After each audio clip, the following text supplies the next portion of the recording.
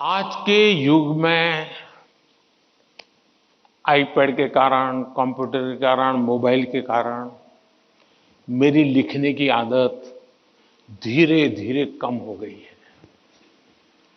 जब भी एग्जाम में लिखना होता है, इसका मतलब हुआ कि मुझे अगर एग्जाम के लिए तैयार करना है तो मुझे अपने आप को लिखने के लिए भी तैयार करना है।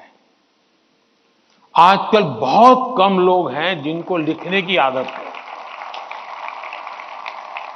और इसलिए डेली जितना समय आप अपने पठन पाठन में लगाते हैं स्कूल के बाद, उसका मिनिमम 50%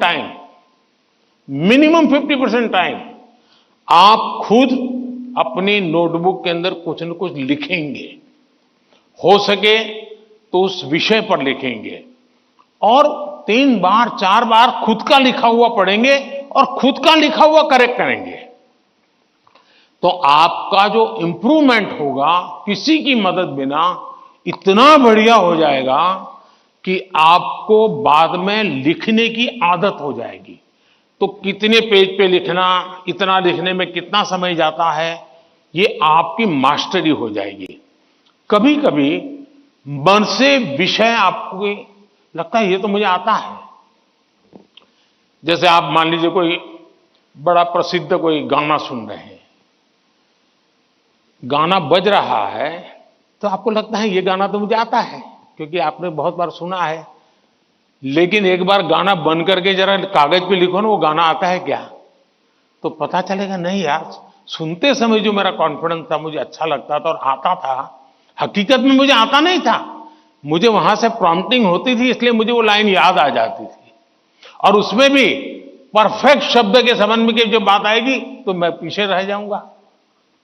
मेरी आज की पीढ़ी के साथियों से बहुत मेरा आग्रह है कि कृपा करके आपकी एग्जाम में एक बड़ी चैलेंज होती है लिखना।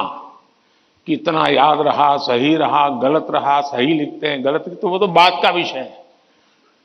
आप अपना ध्यान प्रैक्टिस में इस पर कीजिए। अगर ऐसी कुछ चीजों पर अगर आप ध्यान केंद्रित करेंगे, मुझे पक्का विश्वास है कि एग्जाम हॉल में बैठने के बाद जो अनकंफर्ट या प्रेशर फील करते हैं वो आपको लगेगा ही नहीं, क्योंकि आप आदी हैं। अगर आपको तैरना आता है तो पानी में जाने से डर नहीं लगता है आपको, क्योंकि आप तैरना जानते हैं।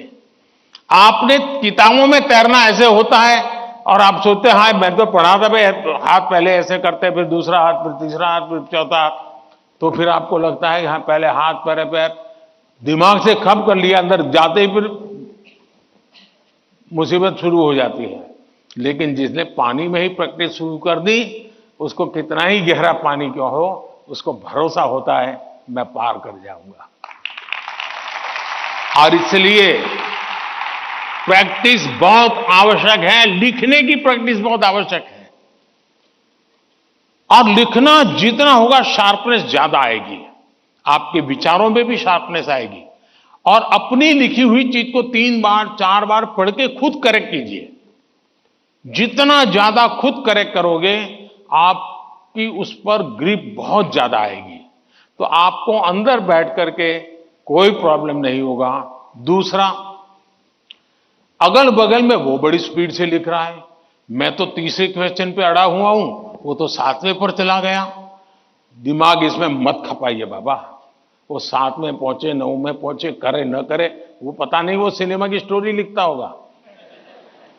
तुम अपने पर भरोसा करो, तुम अपने पर भरोसा करो। अगल बगल में कौन क्या करता है छोड़ो। जितना ज्यादा अपने आप पर फोकस करोगे, उतना ही ज्यादा आपका क्वेश्चन पेपर पर फोकस होगा। जितना ज्यादा क्वेश्चन पेपर पर फोकस होगा, इतना ही आपके आंसर के एक एक शब्द पर हो जाएगा और अल्टीमेटली आपको परिणाम उचित मिल जाएगा।